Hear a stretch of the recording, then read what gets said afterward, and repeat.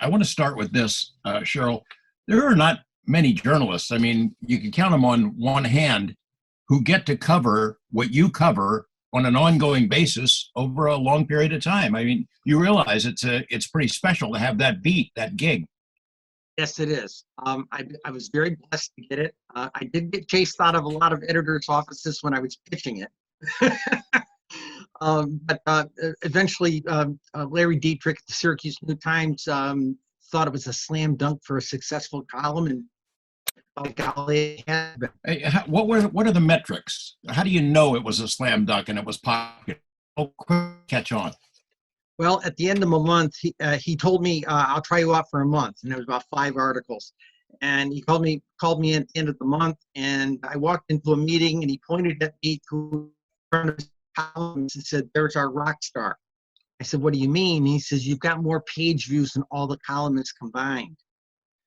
And then about 6 months later, the digital editor called me in and said, "You've got a nationwide audience." And at the end of because again, they could measure it at the server. And then at the end of about a year, he called me in and said, "You've got an international audience." There's a lesson in here, right? That the public is interested in this. Journalists are wary of it. They think that's going to destroy their credibility to cover it as a straightforward news story, and yet the public eats it up. Well, I've approached other editors. Syracuse New-Times went under back in June. Okay. And I've approached probably 10 other editors about this. And I said, look, this is a high volume column. Where I learned to do newspaper work when I was in high school, it was like pictures sell newspapers, and selling newspapers is what it's about. And when you get into the internet side of it, it's page views. And if I had the page views, what's wrong with talking about, other than the fact that some of these editors are really touchy about, they'll lose their credibility. But the New York Times broke the barrier down in 2017, and they've been carrying that story, but a lot of other people won't touch it. I mean, in this book, the UFO beat, as in your previous book, the UFO sightings desk reference, you don't make judgment about what they are. You're not saying these things are alien spaceships. You're not saying they're ETs or interdimensionals. You just report the data, right? We reported sightings as people wrote them. Sometimes we had to tighten up what their English a lot. I didn't ever have, I think, only 2 articles of my 236 that I did that I had a real name that I could use. And we chose early on not to use people's real names unless they've been dead like 50 years or something like that. We didn't want to out anybody because there was such a stigma. But bottom line, we reported stories like any car wreck on the street, any house fire, any burglary. That's how we very matter of factly. A lot of these cases that you write about in your stories, in your columns, I'd never heard of them before, and I've been around this a long time, but you have dug up and preserved on the record some really important cases that have been forgotten by journalism, by time, by history. I had people write me and say, "Why are you writing this 15 or 20-year-old news story?" Because it was never reported before. And I had a duty to report it, and it sounded interesting, so why not report it? That was the key to the whole thing, was putting stories out there that people had never heard. And all the stuff that was out there up until I started doing this column was the same rehashed stuff. So I wanted to do something fresh, something nobody had ever seen. The thing that flew around the Empire State Building jumped out at me. Just the image of that sticks in my head. Can you share that story? Yeah, it was in the early 60s. I don't remember the date off the top of my head, but it was around 1960, over at East 57th Street, or I'm sorry, West 57th Street, I think it's where CBS is. Mm-hmm. And there's some reporters were called over because a couple of the engineers that were there were pointing at this thing that was flying around the Empire State Building at a very, very high level, almost up at the top. And drawing in more of the reporters and everybody there, they called over to their engineers at the transmitters that were over, the CBS transmitters for the local station that were over in the Empire State Building. They called them in and called them up and said, "Can you see this thing?" And it was flying around the Empire State Building, and they couldn't see it, and it was supposedly 50 feet in front of them, they couldn't see it. But those people over at 57th Street, many blocks away, could. And they said it was black and it wobbled like a top. Kind of looked like a top and it wobbled. Okay. And by the time the thing left, they said that there was upwards of 25 reporters, including the national news director for Mutual News. Mutual News was a very serious news radio network back in the day. And not one reporter filed a story. And you have a theory on why that is? Just their personal credibility was on the line? Yeah. A little too weird, maybe. Nobody wanted to put their neck out on this thing. Remember, in the 1960s, this stuff was being laughed off as kooks and crackpots, you know. And in fact, somebody said that to me. One of the editors I pitched this thing to said to me, "And what brand of tinfoil do you wear, Cheryl?" You know. And I said, "Look, I'm just reporting what other people say they saw. I can't prove they're from another planet. I can't prove they're from another dimension. But these people said they saw something remarkable. And reading through the logs at UFORC and MUFON, I noticed that most people, they weren't delirious and goofy and running off at the mouth. In most cases, they just wanted, you could tell in their language, they just wanted to get something off their chest, something remarkable happened, and they didn't know who to tell." And didn't want attention, right? So many of the witnesses don't want attention. In many cases, they don't, yes. In fact, I noticed with National UFO Reporting Center, or NUFORC, they frequently will indicate, if the person completely left it anonymous, they will flat out indicate this person shows 100% anonymity. Your stories are New York centric, of course, because you were writing for a New York newspaper. Sometimes you expanded to cover a much bigger base, but have you wondered, Cheryl Costa in every other state, could they dig up the same kind of historical cases, forgotten cases that you've done? If they wanted to use the same sorts as I did, yeah. Now, I have reached out to a couple of national papers and said, look, how would you use the American equivalent and do American skies? And again, I either get laughed off the phone, laughed off the Skype or Zoom, or they don't return my email. I've been actively, since June, when the other newspaper went on, I've been actively promoting this and said, guys, look, I've had international visibility here. I've got a beautiful product. Nobody wants to talk about it.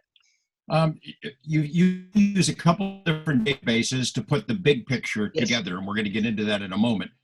And it is based on sightings that people are willing to at least call one of the UFO Center or MUFON, something like that. You've done the calculations on how many people see things and don't report it. Do you have a handy number that would express, give us an idea of how one in what will actually report the UFO sighting? It's based on a poll metric of 16% of Americans say they said they have seen a UFO. Okay, and that's from two polls, one a Fox Pictures poll back in 2017 and a Gallup poll in 2019. And they both came up with a 16% number that say they've seen something. We extrapolated that over 30 or 40 years, and we came up with a number. It varies by adult population and by state. But basically, the average number is 1 in 277 people reports what they see. Now, state to state, it can be as little as 1 in 150 people. It can be 1 in 125 people. I'm sorry, 525 people. But the average number falls right in. It's that 1 in 300 people, or 1 in 200. So there are a lot of thousands and thousands of cases that go into your book, that go into the desk reference book, for example. But for every one of those that's reported, there's hundreds or thousands that never reported to anyone. Yeah, yeah, for sure. You take a place that's got 10,000 sightings and times it by 277, or even 300, and you get an idea of how many sightings they probably had that didn't get reported. Your database that you've put together, I mean, it breaks it down state, city, county. Anyone in the country can look at that and see how many other people in their community, in their neck of the woods, has seen the same kinds of things, right? Yes, there's a total of about 27,500 cities and towns and villages, that type of thing out there. There's 3,200 counties. Okay, we in our database right now, probably 2,500, something like that, counties are reported in, and probably about 14,000 cities have reported, approximately 14,000 cities have reported UFOs over the last 18 or 19 years. That's gigantic. And you also break it down by time of day, shape, size, color, everything. Yes. We discovered that UFOs are driven by four things, mostly. Most people knee-jerk and say, oh, it's got to be about population. Well, you got population, temperate weather, nice weather, leisure time, okay, and I'll explain that in a minute, and then hours of darkness. We were able to plot time on this thing. We found out that 68 to 75% of the sightings happen between 5 o'clock at night and 11:30 at night, with them between about 8:30 and 11 o'clock. The whole 16 hours of the rest of the day, from about 1 o'clock in the morning till about 4 or 5 o'clock in the afternoon, is only 25, 30% of the sightings. I'm wondering if these things are flying around us all the time, but it's harder to see them in daylight. They don't stand out as much as they do against the night sky. Well, one of the things that's shown up the last few years, especially when people got cell phones and things, so cell phones can see into the infrared range, the eyeball can't. And what's happened is a lot of these phones, people take a picture of the kids at the picnic or something like that, and then they look at the picture and there's this thing hovering out there in space. I have a strong suspicion that there's a lot more flying around us that we don't see because we can't see into the infrared range. One of the factors, as you're mentioning, is how much leisure time people have. People have a heck of a lot more leisure time now. They're at home because of the virus, and one would expect to see maybe a spike. Is that true or not? Actually not. We were surprised. We thought maybe, two things. In January and February, we were double sightings for January and February from last year. This year, we were double what we were seeing. In fact, these were more like a couple of years ago we would have had when there's a lot of UFO sightings. So we were double. Where last year in January and February, maybe they had like 225 sightings each month. This year, they're over 500 each month. And then as soon as it got into March, the numbers fell off by half. Based on the model, they should have been about 400 or 500 sightings. They were 200. And then it got into April. The first half of April was 71. And it should have been almost 200 or 300 there too, based on the model. So we think what's happening is, while people have got the leisure time, they're not in situations where they're going out to Bible study. They're going out to the supermarket at night. They're going to some Kiwanis Club meeting after dark or something like this. They're not out there. They're not taking a smoke break at the factory, where a lot of reports are like this. And while most of the sightings are reported by dog walkers and smokers, okay, even there, most people with this shelter-in-place thing, they let the dog out, come right back in. And what are we all doing? We're sitting around watching streaming television and eating too much. In fact, you had garnered international publicity by your contention a couple of years ago, showing that overall the sightings had taken a dive, right? Yes. But the thing is, they were falling off rather steeply. In fact, in 2018, the guy who runs National UFO Reporting Center, Stephen Davenport, was complaining and saying, my God, what's happened to all the sightings? They're going into the toilet. And there was conspiracy theory, maybe somebody's interfering with the reports and everything. And people asked me about it. I said, I think it's part of the normal 6 to 7 year cycle. They go up, they go down, they go up, they go down. And as of last year, I started to see a slight tick up in the MUFON data. And this year, I'm seeing a drastic tick up in the National UFO Reporting Center data. And when you kind of estimate what MUFON, I'm still waiting to get my data from MUFON, but when you estimate what their normal amount is, which is about 30%, it's ticking up tremendously, except the reports are going to be off now, at least until the sequestering is over with, I think. I know that for me, people, they know I cover this, so they send me UFO reports and send me an email, and hey, did anybody else see this? I've had more in the last 2 months than I had all of last year. I get them every day, every single day. Yeah. I haven't had a lot of mail since the paper closed back in June. Suddenly, the last 2 months, maybe 3 at the outside, the last 2 or 3 months, I've been getting mail up the wazoo. I'm going, I'm not even running a column right now, and I'm getting mail up the wazoo. What's going on? And they're really serious reports. And it's not like 1 or 2 lines. It's like really verbose. This is what I saw. This is what it did. So what shapes are being seen? Are they still seeing classic flying saucers, or are they seeing something else? Triangles, bell-shaped things. People have been seeing a lot of squares, rectangles. Those have been the prominent ones. And of course, then there's just the bright light sky stuff. Uh, Sort of run me through, you write in the new book, the UFO Beat, you use data that came from your earlier book about cities, the top 25 cities. Run through some of the highlights. What are the top cities in the 25, and how many are they seeing? Okay. Okay, these are 2018 numbers because we're still crunching 2019, okay? Phoenix was number one, had about 929.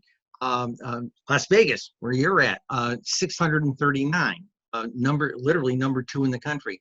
Seattle had 616, Chicago 562, Portland 528, Los Angeles 525. Now that's Los Angeles, the city.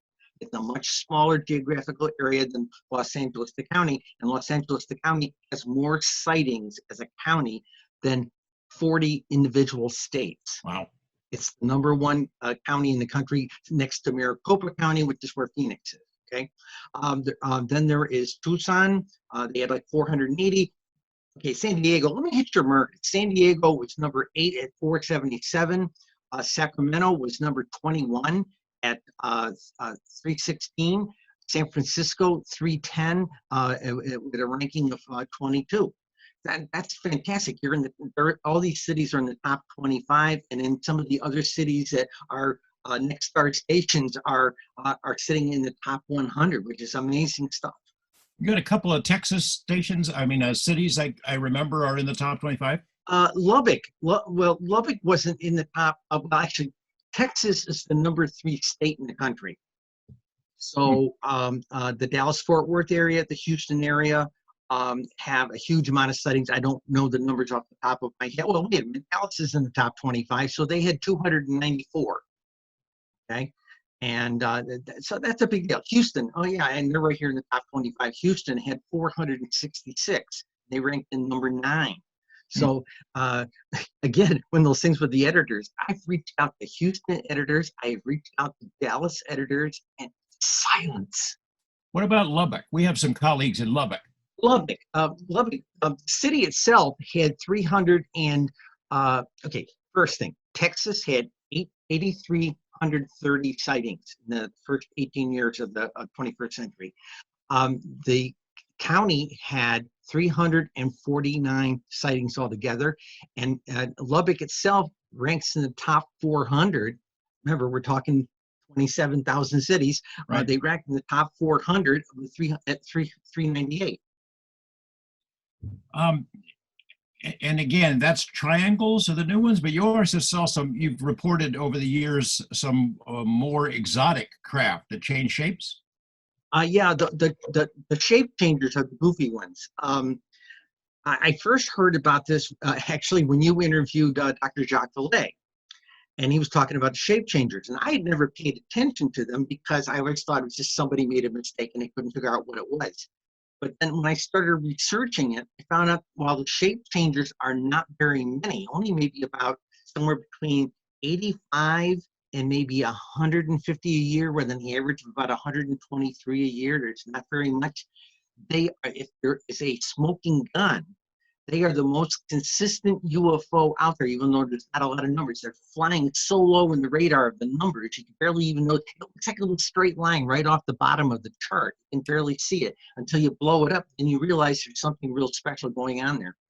Can you share with me your thoughts about UFOs in and around military installations? We know that the ATIP study, the Pentagon secret study, was looking at encounters between unknown aircraft and military units, military installations, Yep. carrier groups, things of that sort. Does your data support that there is some kind of a connection?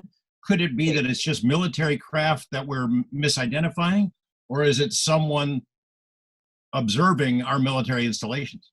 Okay, first thing people have to keep in mind, a lady a number of years ago did a study, and it was back in the 70s, did a study of UFO sightings around military bases, okay? And that was probably very accurate at that time.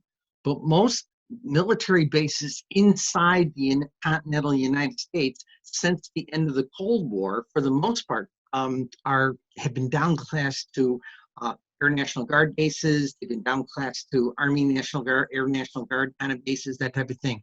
The active bases, particularly Navy, are on the coast. Okay, and there are a few major Air Force bases, but we don't really have that many of the SAC bombers like we had back during the Cold War.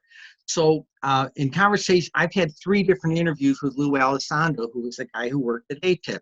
And we both kind of came to the conclusion, he confirmed we couldn't give me numbers, but he confirmed what my postulation was. These things are only hanging out where we have advanced technology or advanced nuclear technology, and he concurred with that. So they follow the fleet. What's your impressions of Lou Elizondo? He's taken a lot of lumps since he came forward in December 2017. Yeah, the guy is very straight up. Okay, I talked to him a couple of times. You know, if you've met him personally, he's got a very stoic look. You know, and I was at convention. I was at the MUFON convention in 2017, and we were down in North Carolina. And I showed him a number. I showed him because all the UFO numbers were falling off. And I said, I'd like to show you something. All the UFO numbers are falling off except 4 shapes. He goes, what? And I printed out a graph with the 4 shapes, and I identified each one of them. And I said, whenever this one shape shows up, these other 2 or 3 shapes show up with it. And I said, you know, this sort of looks like a mothership and all of its support craft, you know, small shuttles and things like this. And he saw the same significance, and he looked at it, and that stoic face went to troubled. And he took the paper and he said, can I have this? I said, yes, and folded it up, stuck it in his lapel pocket, you know. So I had something he hadn't seen before, and it rattled him a little bit. And we're both ex-military, so we had a couple of interesting military-style conversations about threat management and threat assessment. So, were you able to pursue your interest in this subject while you were in the military and while you were working for aerospace contractors? No. I saw my first one at 12. I saw my second confirmed UFO when I was in Cam Ranh Bay, Vietnam on Christmas Eve, 1971. But I always kept well read over the years. But my mother had a little mimeograph flyer mailed to her in late 68, early 69 from some group called the Mutual UFO Network back when they were forming, right? You know, and I thought about joining, but when I went into the military, I found out later that had I joined a group like that, I would never have been able to get my security clearance.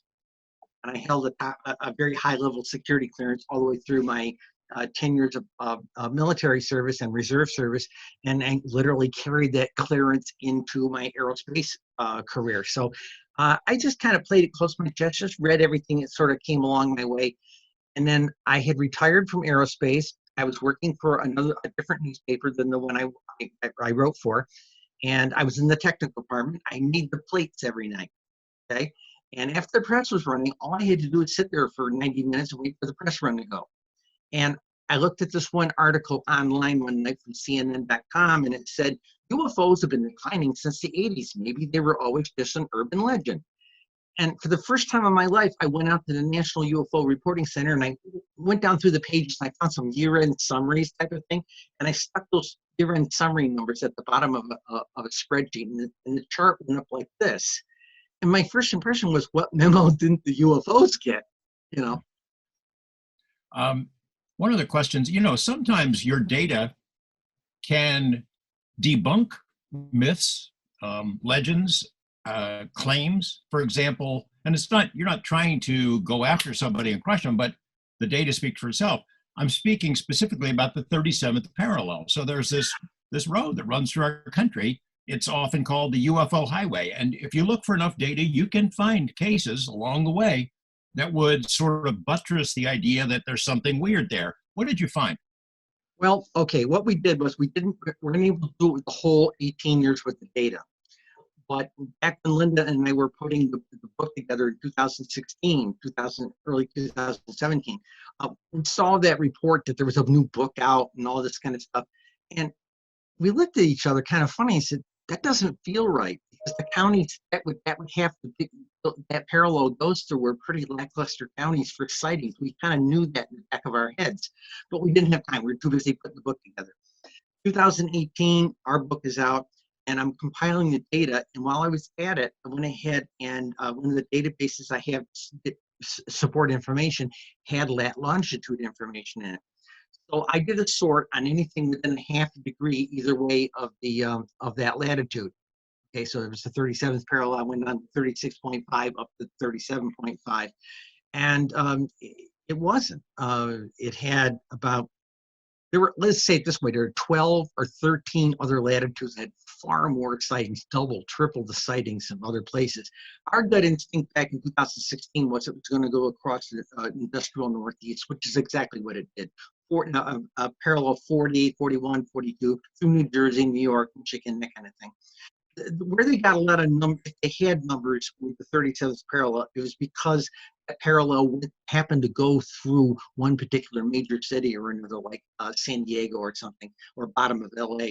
The bottom line on the whole thing was, I felt that it was very convenient for them to say that there was a lot of numbers around it. I felt the numbers were cherry picked because sightings happened to fit their model. Is how I felt about it. Yes, so there are sightings. There are sightings that coincide with it. It just doesn't stand out when you look at the bigger picture. You would think a UFO superhighway would be like an interstate going across the country. You would think that's where all the heavy traffic was. And there were, like I said, 13, 14 other parallels that have far more sightings than the 37th. I'm trying to remember, off the top of your head, can you remember any sighting data for the Uintah Basin, where Skinwalker Ranch is? It's a northeast corner of Utah, sparsely populated, so population density pretty low. I would think that overall the numbers are low, although if you talk to the people there, they all see them and have for a long time. They got to report them. That's the problem. And you talk to people in Sedona, Arizona, and say, hey, we see 50 a night here. You know, nobody reports them. Okay, and that's if they don't report them, I can't count them. Okay, now let's go for at least go to Utah for a second. The state in the last 18 years, that's 2001 through 2018, had 1,515 UFO sightings. Okay, the Salt Lake City area had 485, and they ranked 56 in the USA for sightings. So final question, tell me about this book, why it would appeal to a general audience, what's in it, what's fun, and also about your previous book, because it's still there, the data is still valid, there's so much information packed into it. I'm surprised it's not in every newspaper in America. You're surprised. I do know what place it is. It's in the writer's suite for the people who write the Project Blue Book for the History Channel. I know they have a copy. It's autographed. You know, so okay. The current book, UFO Beat. What we decided to do is, since I was a freelance, it was always understood I owned the stories, so I was able to gather up all the stories, and that was no easy task because they had different database managers who organized where the data was, and it took a lot of effort to find the early years, but we found all 236 stories, and including the 237th. The 237th was my editors never censored me, but I did have one story spiked. Okay, and I mean this term, it's not censorship as much as we're just not going to print that one. Okay, and they felt I had such gravitas at that point as a writer and as an expert on the topic. The article wouldn't do me any good, so they wouldn't print it. But I did add it to the collection. The beauty of these stories are they're all these 300 to 500 word stories, very matter of factly reporting a UFO sighting. The other nice thing about them, something we used to do, we'd look at either a similar year or that same state, and we take these one-liners the reports were not much more than a one-liner. On April 23rd, 1971, there was this sighting in, and Joe Blow saw this, and we put anywhere from 5 to 10 there. We called the editor and I called them the roundup, and he loved them. If I left the roundup out, he got hate mail, hate IMs and email. So we tried to keep the roundups in for any sighting stories. And then when I was writing stories about data, strictly data, or for writing stories about disclosure activism or something like that, we never put that kind of stuff in there. Amazingly enough, some of those roundups were some of the scarier things. Some of our test readers for the UFO Beat book were reading it. They were creeped out more by some of these little one-liner reports than some of the other stuff. So it's an interesting book. It's almost 7 years worth of stories reported like any other kind of newspaper story, which I think people found novel and interesting. Yeah, the UFO crowd will want you to take a position. Tell us they're aliens, Yeah. Well, I never did. Now, towards the end, towards my last 15 articles, I did do an article in there, and it's in the book. It's called Love Thy Neighbor. And he qualifies as a neighbor, in the great universe, he's as a neighbor. And it was basically taking on that subject matter where there supposedly, Lou Elizondo and other people have said there was kind of like a religious faction in the Pentagon didn't want to report UFOs, and they didn't want to have contact with aliens because they were the Satan prince of the sky or something on that order. And I took that on. And I took it on and in a story, and I discussed it. And one of the bottom lines, I more quoted something more of New Testament and said, love thy neighbor as thyself, and that was the approach of it. And then the desk reference, you're updating that then? Yes, we're collecting the data right now for 2019. It takes a little effort to do. And what we're doing is we're planning to hold off until the end of 2020. And we're going to get it all put together, so to speak, but we're going to hold off till 2020, get the numbers in until we have a nice, crisp, the first 20 years of the 21st century as a good snapshot. And I basically hope to go off into the sunset at that point. Yeah, you're hooked. You'll never get away from it. Well, thanks, Cheryl. I appreciate it. Thanks Anytime, for your time. George. All right. Anytime. Thank you. Bye.